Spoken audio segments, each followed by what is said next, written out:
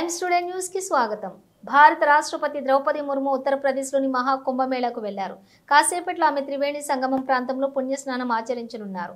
ఈ క్రమంలో రాష్ట్రపతి ముర్ముకు UP CM Adityanath, governor Anandiben Patel ఘన స్వాగతం పలికారు। అనంతరం పడవలో త్రివేణి సంగమం వద్దకు చేరుకుని పూజలు నిర్వహించారు। మరికొంతసేపట్లో పుణ్యస్నానం ఆచరించనున్నారు।